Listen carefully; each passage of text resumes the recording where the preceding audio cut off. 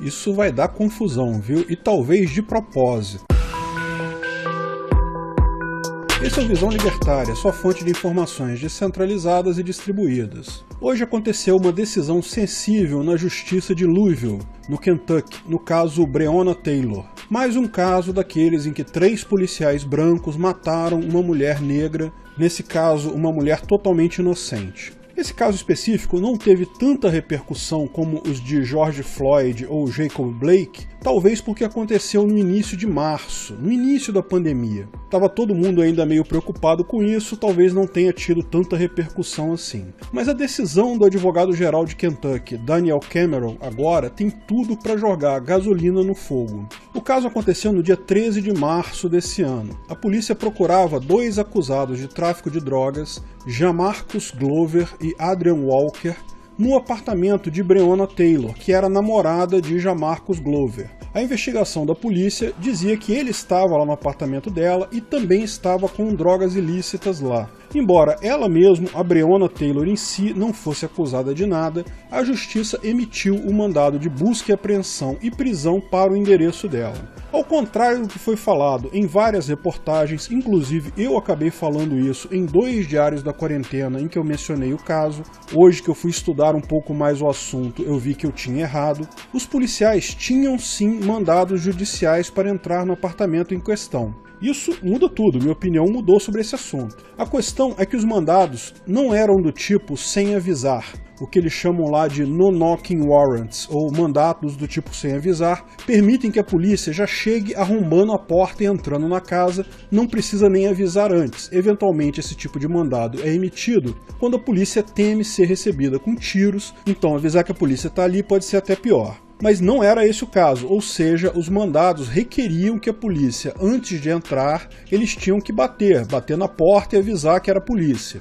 Algumas testemunhas disseram que os policiais, porém, entraram sem bater na porta. Mas há testemunhas também, vizinhos da Breonna, que dizem que os policiais bateram sim na porta e avisaram sim antes de entrar. A questão é que, segundo os policiais, eles bateram na porta, ninguém respondeu. E depois de alguns segundos, eles ouviram tiros e um dos policiais foi ferido no peito. Esses policiais então revidaram fogo no apartamento. Porém, quem atirou nos policiais foi um vizinho, o Kenneth Walker, que, segundo ele, achou que o apartamento estava sendo invadido, porque não viu que eram policiais. Isso apesar dos policiais estarem vestindo coletes com a palavra polícia. O fato é que os policiais atiraram revidando esses tiros iniciais, dispararam vários cartuchos e acabaram dessa forma matando a Breonna Taylor, de 26 anos, paramédica, que não era ela mesma acusada de nada.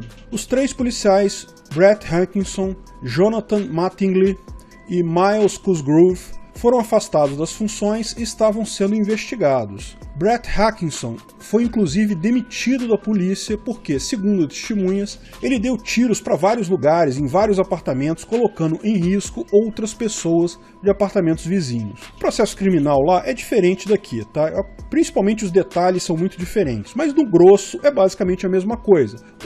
Houve a fase inquisitorial, o inquérito investigativo lá para levantar provas, e agora o promotor, no caso lá o advogado-geral do estado, poderia oferecer denúncias contra os policiais envolvidos. Esse julgamento, essa decisão do promotor estava previsto para hoje e já se esperava problemas, porque, embora o caso seja mais um dos casos de policiais brancos matando um inocente negro, é preciso reconhecer que os policiais foram recebidos a tiros e tinham mandado. Então, realmente, ao contrário da história que eu vi em várias fontes e que eu até cheguei a reproduzir no canal, eles agiram em legítima defesa. Você pode até achar que eles foram negligentes ou imprudentes, mas é uma decisão difícil. Se alguém atira em você, legítima defesa é meio que clara nesse caso. Então, provavelmente, os oficiais da cidade já esperavam que os policiais não seriam denunciados no caso, e isso certamente levaria a uma revolta do pessoal do Black Lives Matter, do BLM. Tanto que o prefeito da cidade já havia decretado toque de recolher para hoje, todos os prédios públicos foram tapumados, protegidos com tapume,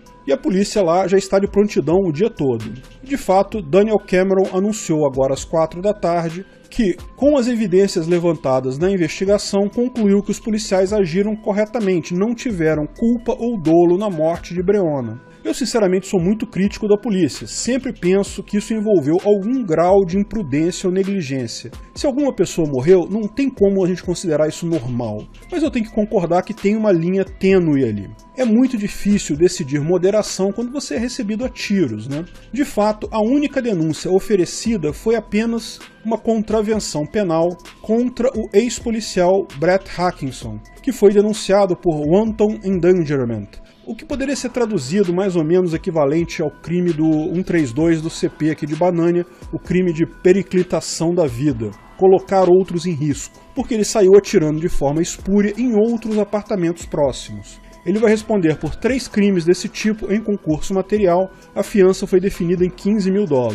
Os outros 2 policiais foram totalmente liberados, ou seja, estão totalmente livres. Entendeu o procurador que foi justificado o uso da força no caso. Lógico, como era de se esperar, já estão se formando grandes protestos do BLM lá. É esperado mais uma onda de grandes incêndios e depredações na cidade, talvez em outras cidades com presença muito grande desses movimentos marxistas. Eu chego a pensar às vezes que isso foi feito de propósito. Talvez o promotor pudesse ter adiado a decisão dele para mais adiante, talvez até para depois das eleições, mas decidiu dar a decisão já, porque essa decisão, todo mundo sabia, vai levar a protestos do BLM, e esses protestos estão ajudando muito ao Trump. Eu não conheço o advogado-geral do Kentucky, o Daniel Cameron, não sei se ele é partidário do Trump ou se ele tem alguma outra afiliação política, mas o fato é que, tenha sido de propósito ou não, ele deu uma bela ajuda para o Trump. E veja, é fato, eu entendo que as pessoas ficam revoltadas com esse tipo de coisa, então a mulher era totalmente inocente, foi morta pela polícia e ninguém vai ser punido por isso? A família certamente vai estar chateada, com certeza. Mas é lógico também que a revolta quebrando negócios e propriedades de outras pessoas não ajuda em nada. Não existe isso de você protestar quebrando terceiros que não tem nada a ver com a história. Por isso eu entendo que o modelo de justiça por empresas de segurança privada é tão melhor. Primeiro, porque toda essa situação não precisaria nem ser crime para início de conversa.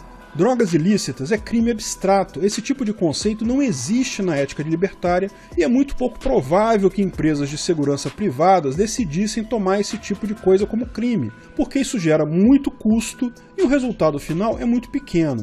Mas mesmo que houvesse algum tipo de investigação desse tipo, agências privadas cuidando do caso tendem a ser muito mais cuidadosas, porque o risco de falência de uma empresa privada é muito maior que o risco de falência de uma máfia estatal. Eles acabariam tomando muito mais cuidado com isso, o que se refletiria em menos vidas sendo desperdiçadas em processos penais, como foi o caso da Breonna Taylor. Uma pessoa inocente morreu, não tem como achar isso normal. Mas no caso parece claro que realmente os policiais não foram os culpados nesse caso. A culpa nesse caso é do sistema de justiça estatal. Obrigado pela audiência. Se você gostou do vídeo, curta e compartilhe para ajudar o canal. Se ainda não é inscrito, inscreva-se no botão abaixo e clique no sininho para ser avisado de novos vídeos. Além do Twitter e Facebook, estamos agora também no Instagram. Procure ancap.su lá e veja nosso conteúdo por lá também. Até a próxima!